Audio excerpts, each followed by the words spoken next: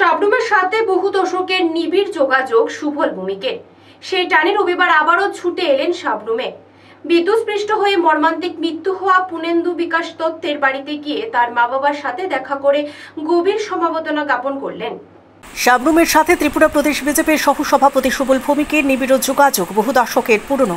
সাবরুমের সুখে দুঃখে সুবল ভৌমিক সবসময়ই পাশে থাকেন।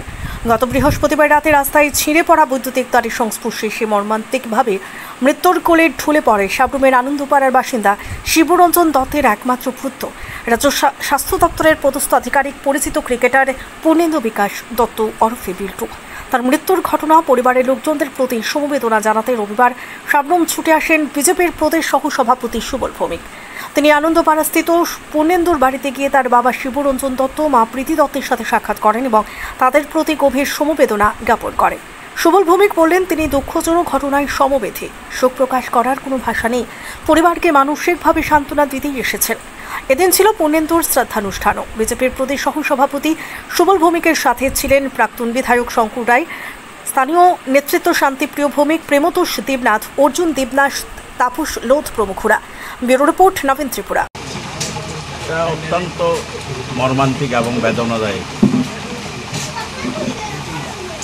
শুধু সাবরুমবাসী নয়, সারা রাজ্যেই আজকে এই ঘটনায় প্রায় বাকরুদ্ধই আমরা। এটা জানার পরে এবং সাবরুম থেকে বহু মানুষ আমাদেরকে ফোন করেছে। আসলে ওর যে একটা সামাজিক ভিত্তি ছিল সব কিছুতে, খেলাধুলা থেকে শুরু করে সব কাজে, এটা মানে সবার হৃদয়কে নাড়িয়ে দিয়ে গেছে। আমি সত্যি ওর বাবা মা একটা উচ্চশিক্ষিত পরিবারে, এই ঘটনা মেনে নেওয়া যায় না। ও ভগবানের কোলে আশ্রয় নিয়েছে।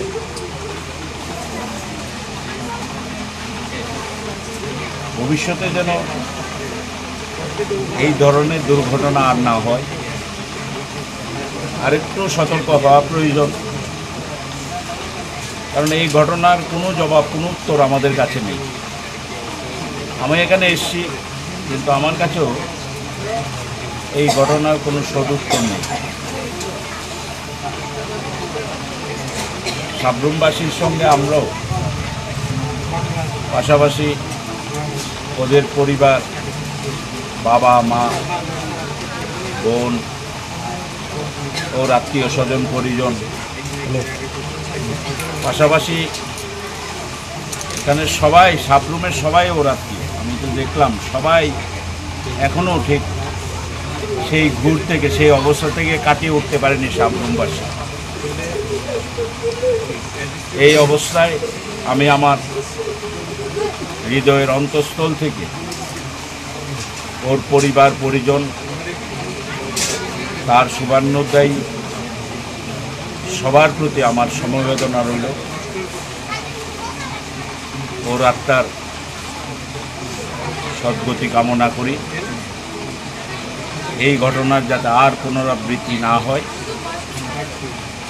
এবং সতর্ক থাকা আমাদের প্রয়োজন। ভবিষ্যতে এই ধরনের ঘটনা যাতে এড়ানো যায় সেই দিকেও লক্ষ্য রাখার জন্য সবার প্রতি আবারও আমার হৃদয়ের অন্তঃস্থল থেকে